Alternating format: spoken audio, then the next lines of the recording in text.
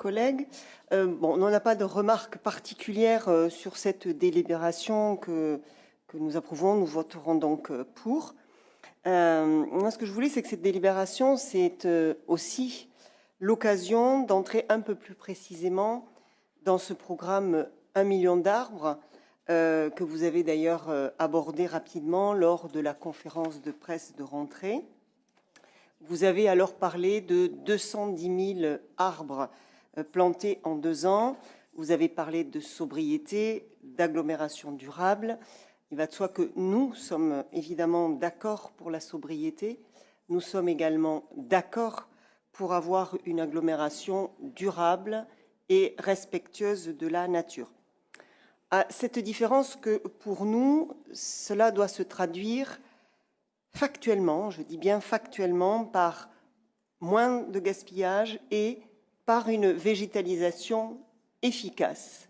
Je dis bien une végétalisation efficace, c'est-à-dire qu'en clair, il s'agit de créer les conditions pour que les arbres qui sont plantés vivent ou survivent.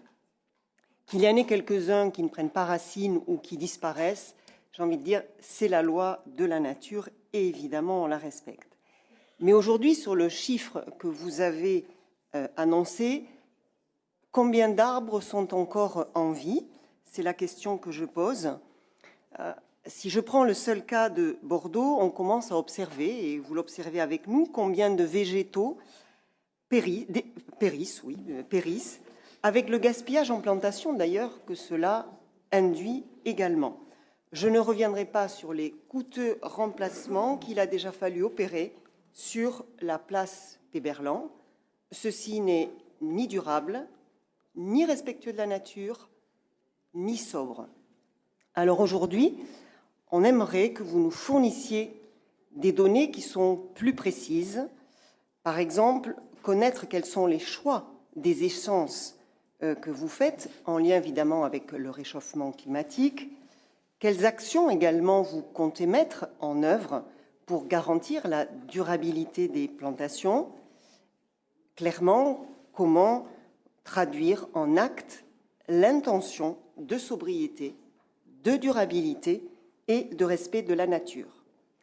Par ailleurs, dans votre opération de communication, vous parlez de 210 000 arbres. À quoi correspond ce chiffre? Combien sont des remplacements? Combien sont nouvellement plantés? Sur ce nombre, combien sont déjà morts? Intégrez-vous également les microforêts?